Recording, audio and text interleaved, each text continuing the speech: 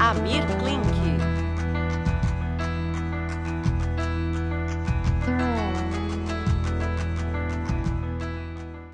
Boa noite.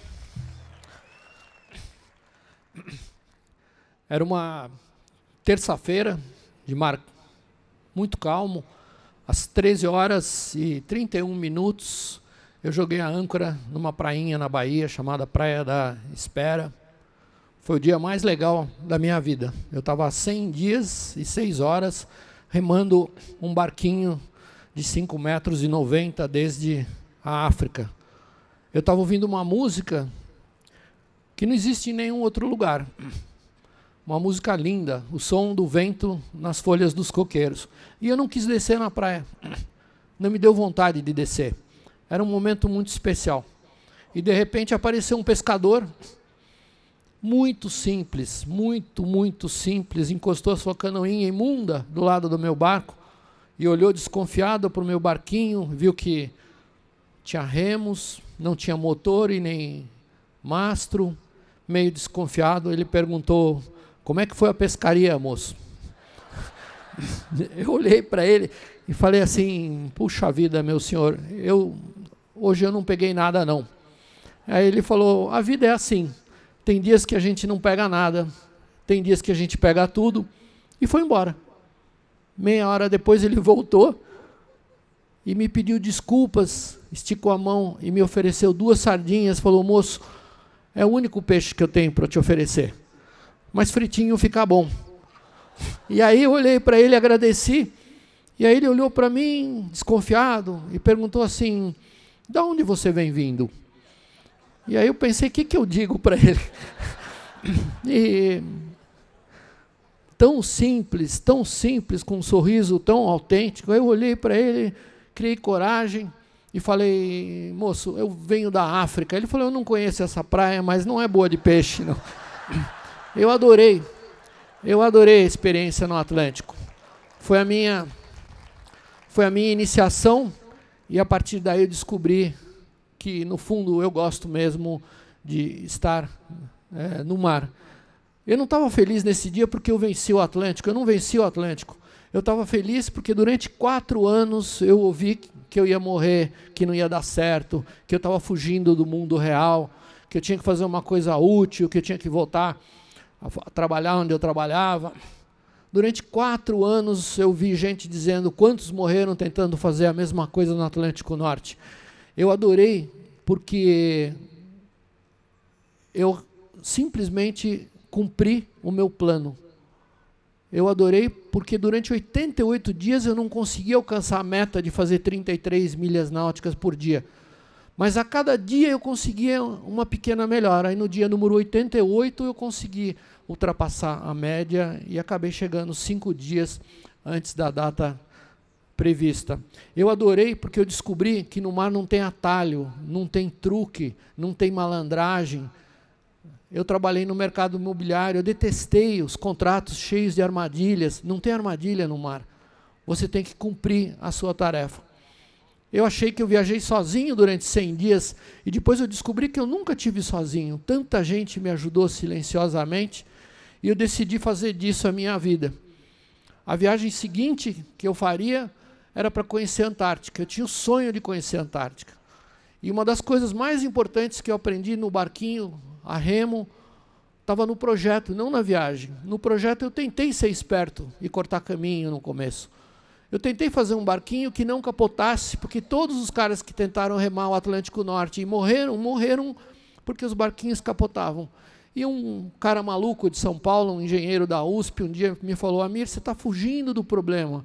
Eu quero desenhar para você um barco feito para capotar e você virá da África capotando que nem um alucinado até o Brasil. Você tem que conviver com os problemas e não fugir deles. E foi assim que eu acabei indo para a Antártica, depois de 5 anos fazendo um veleiro. E eu acabei decidindo conviver com o risco de ficar de veleiro na Antártica. O risco é ficar preso por 1 ano inteiro. E no começo eu fiquei assustado com essa hipótese, depois eu pensei: caramba, mas ficar 1 ano inacessível, sem ninguém me alcançar, de repente não é tão ruim. Nenhum oficial de justiça vai me pegar em 1 ano, nenhum despachante, nenhuma vizinha chata. E assim eu acabei descendo para a Antártica para passar um ano. Fiquei 14 meses na Antártica sozinho. E foi nesse período que eu descobri que eu nunca tinha morado sozinho em Paraty. Nos 15 anos em que eu achava que morava sozinho em Paraty, sempre saía água da torneira da minha casa. Todas as vezes que eu apertei um botãozinho na parede, acendia a luz. Nesses 14 meses sozinho na Antártica, eu descobri que eu tinha um exército de provedores, mesmo morando sozinho. Que cada um de nós, quando vive numa comunidade, quando trabalha numa instituição como o BB, a gente tem verdadeiros exércitos de pessoas que são os nossos provedores, que silenciosamente e secretamente fazem com que a nossa vida seja melhor. O dia mais importante da minha viagem foi o último. No último dia, eu descobri a importância das oportunidades, quando a gente enxerga quem são os nossos provedores. No último dia, eu lembrei do primeiro dia na Antártica. No primeiro dia na Antártica, eu estava cansado e fui dormir. Navegando, a gente nunca dorme mais do que 50 minutos quando está sozinho. Eu queria dormir 50 horas. E eu dormi e acordei com um barulho terrível em volta do barco. E quando eu fui olhar, eram cristais de gelo se formando no estaiamento do barco. O ar esfriou muito rápido e formaram-se milhões de cristais. E o sol, às 3 horas da manhã, cruzava os cristais e produzia milhões de arco-íris, minúsculos arco-íris. Eu fui correndo pegar uma máquina fotográfica. E, de repente, eu falei, caramba, agora eu sou dono do tempo, vou ficar 1 ano e pouco aqui. Para que essa pressa de paulista correr para fazer foto? Fotografa amanhã e voltei a dormir. Quando eu acordei, eu fui fotografar os cristais. Não tinha mais nenhum cristal. Eu fiquei 429 dias na Antártica e nunca mais vi esse fenômeno.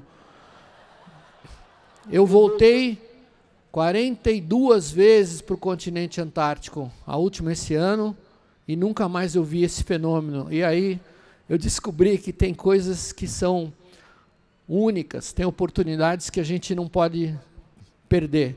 E a mais importante dessas oportunidades é o exercício de compartilhar aquilo que a gente aprende.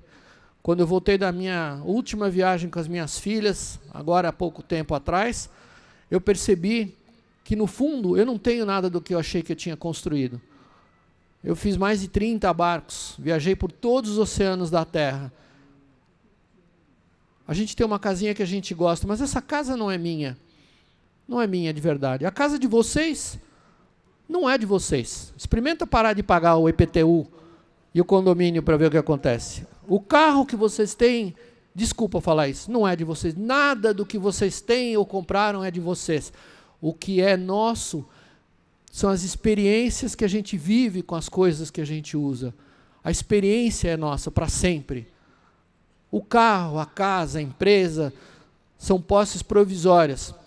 E eu descobri que a experiência mais importante que existe na vida é possuir a nossa história e não possuir as coisas. Eu adoro o Paraty e o Paraty 2. Não são meus barcos. Mas a coisa mais importante que eu fiz com eles foi construir uma pequena história. A herança mais importante, eu não vou dar 1 centavo da minha conta para as minhas filhas. Já avisei elas, e elas estão incrivelmente felizes com isso. Não vou dar um bem, nem uma bicicleta, nem um carro, nem um barco, nem nada. Eu vou dar a oportunidade de elas construírem uma história. E a historinha que elas construíram, viajando 8 vezes com a gente para a Antártica, não é a minha história. É a história delas, é a história que elas construíram. E nesses anos todos, com quase 400 mil milhas navegadas, eu descobri que a única coisa que é para sempre é a história que a gente constrói. A nossa história.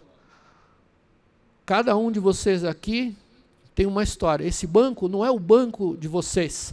Esse banco é a história que vocês estão construindo. A história de cada um de vocês faz a história dessa instituição. Eu espero que vocês façam uma linda história. Obrigado.